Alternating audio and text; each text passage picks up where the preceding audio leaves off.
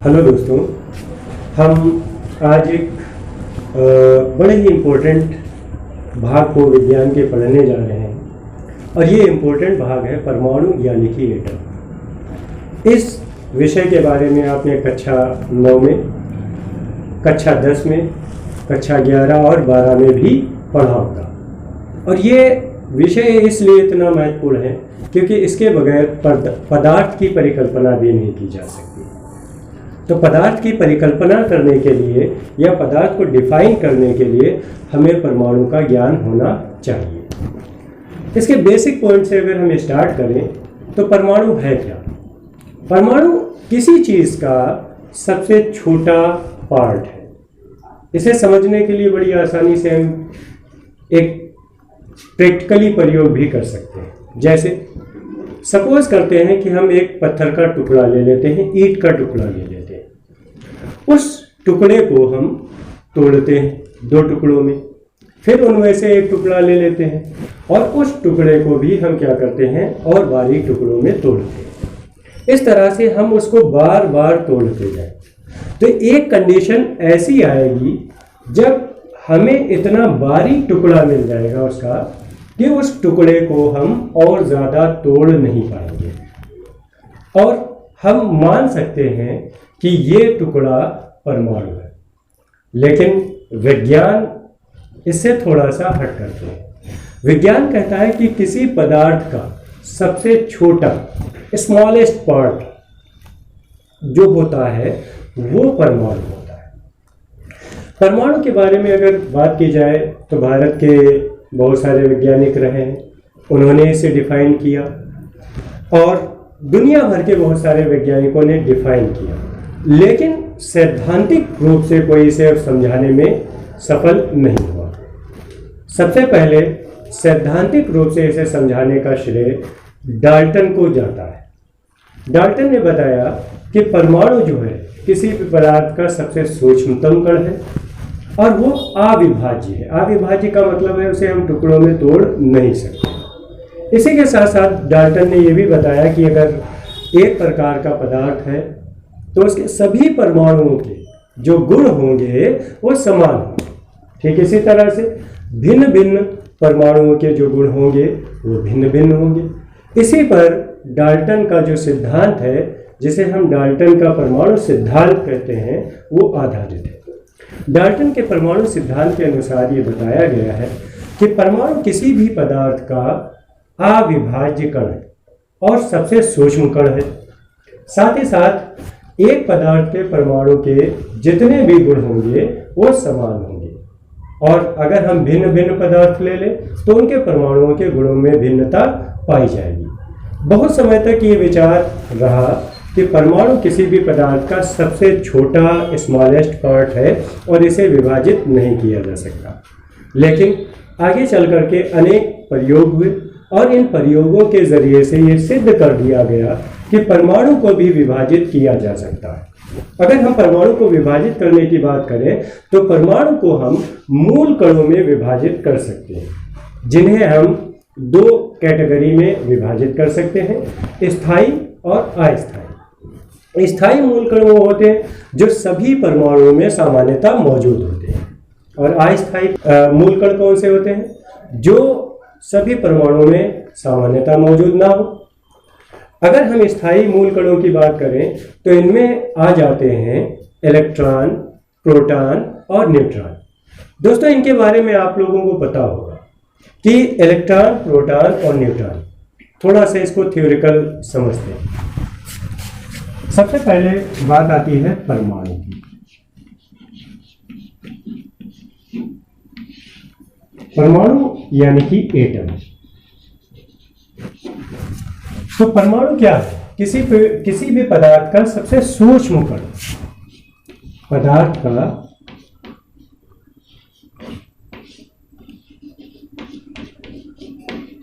सूक्ष्म कण। अब परमाणु के बारे में शुरू में एक थ्योरी चलती रही कि परमाणु को विभाजित नहीं किया जा सकता, लेकिन फिर आगे थ्योरी में यह पता चला कि ये दो हिस्सों में विभाजित किया जा सकता है। ये बहुत बात की बात है। स्थायी कण और अस्थायी कण।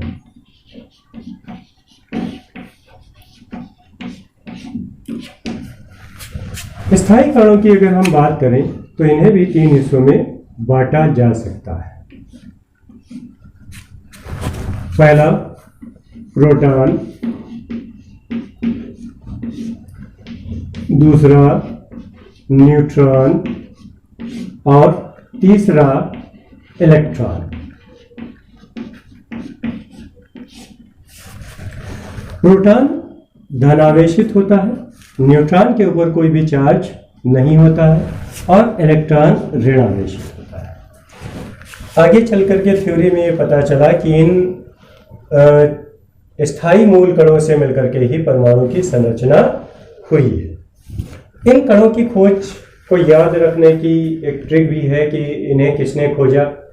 अगर हम परमाणु की खोज की बात करें तो इसकी खोज रदरफोर्ड ने की थी। ठीक, रदरफोर्ड ने इसकी खोज की थी। न्यूट्रॉन की अगर हम खोज की बात करें तो इसकी खोज चैडविक ने की थी और इलेक्ट्रॉन की अगर हम खोज की बात करें तो थॉमसन ने की थी।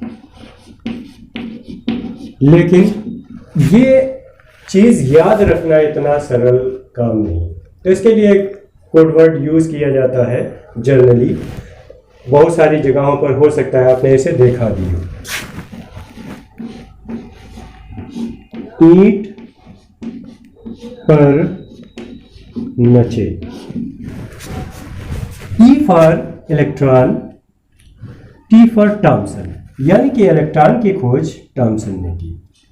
इसी प्रकार से पा से प्रोटॉन और प्रोटॉन की खोज रदरफोर्ड ने की। इसी तरह से ना से न्यूट्रॉन और इसकी खोज चैडविक ने। इस छोटे से फार्मूले से हम आसानी से याद रख सकते हैं और ये वैकल्पिक प्रश्नों में आता भी है कि इलेक्ट्रॉन की खोज किसने की, या प्रोटॉन की या न्यूट्रॉन की। तो अगर आप इस छोटे से 60 फार्मूले को याद रखते हैं तो आपको आसानी से याद रहेगा। अब बात करते हैं परमाणु की संरचना। तो परमाणु की संरचना को समझाने का श्रेय जाता है रदरफोर्ड को। अगर हम बात करें तो रदरफोर्ड ने ही क्या किया था, सोने की पन्नी पर एक प्रयोग किया था। उन्होंने क्या किया, एक सोने की पतली पन्नी ले ली और उस पतली पन्नी पर क्या किया, अल्फा कणों की बमबारी कर दी। अल्फा कणों की बमबारी कर दी। जब उन्होंने अल्फा कणों की बमबारी की तो उन्होंने देखा कि कुछ अल्फा कण पन्नी के मध्य, बिल्कुल मध्य वाले भाग से टकराए और टकरा करके जिधर से गए थे उधर ही ठीक विपरीत वापस चले आए। लेकिन जैसे जैसे उस बीच वाले भाग से दूरी बढ़ती गई, टकराने वाले कणों की दिशा में परिवर्तन होता रहा। फिर और दूर गए तो और दूर जाने पर कुछ कण क्या हुआ, इसे भेद करके बाहर चले गए और अपने मार्ग से भटक गए। लेकिन जैसे जैसे दूरी बढ़ती गई वैसे वैसे उन्होंने देखा कि कण बिल्कुल सीधे जाने लगे। तो इस बात से एक बात उन्होंने स्पष्ट की कि मध्य भाग जिससे कण जो टकरा रहे थे वो सघन था और इतना सघन था कि उसे अल्फा कण भेद नहीं पाए। और जब उसे भेद नहीं पाए तो भेद ना पाने की वजह से वो गए और उस भाग से टकरा करके वापस चले आए। ठीक इसी तरह से उसके पास का जो करीब का एरिया था उसमें भी कुछ सघनता थी और उस सघनता की वजह से या तो जो अल्फा कण थे वो परावर्तित हो गए या फिर वो भेद तो लिए पन्नी को, लेकिन अपने मार्ग से कुछ दूर हट गए। लेकिन जैसे जैसे दूरी बढ़ती गई वैसे वैसे क्या हुआ कि वो अल्फा कण पन्नी को भेद करके सीधे जाने लगे। इससे 3 पॉइंट निकलते हैं कि पन्नी का मध्य भाग सबसे सघन था, उसके पास वाला भाग उससे कम सघन था, और जो सबसे दूर वाला भाग था वो विरल था, और विरल होने की वजह से उस भाग से जो अल्फा कण थे वो बिल्कुल सीधे चले गए। और इस बात से हमें परमाणु की संरचना को समझने में बड़ी ही मदद मिलती है, बड़ा ही सहायता मिलती है। अब हम समझने की कोशिश करते हैं कि परमाणु किस तरह का होगा। अगर हम परमाणु की संरचना की बात करें, हम एक संरचना बनाने की कोशिश करते हैं परमाणु की। ये परमाणु का सबसे बीच का भाग मान लेते हैं। फिर इसके चारों ओर ये बहुत सारी कक्षाएं इंस्पेक्ट की जाती हैं, और इन कक्षाओं की संख्या अलग अलग तत्वों की संख्या पर निर्भर करती, अलग अलग तत्वों पर निर्भर करती है। तो परमाणु की अगर संरचना की अगर हम बात करें तो परमाणु क्या है?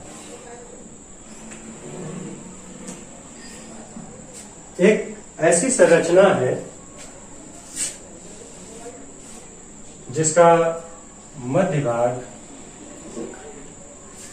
बहुत ही ठोस है, और इसके ठोस होने का कारण क्या है? धन आवेश।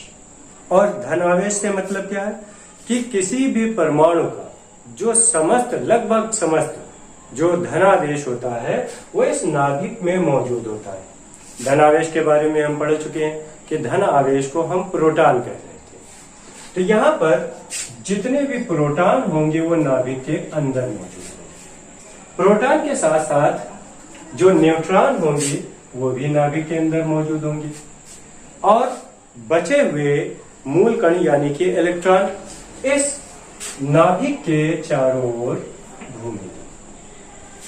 तो परमाणु की संरचना के बारे में ये अभी तक की जो स्पष्ट थ्योरी है वो यही है कि परमाणु का सबसे मध्य भाग सघन होता है, बहुत ज्यादा सघन।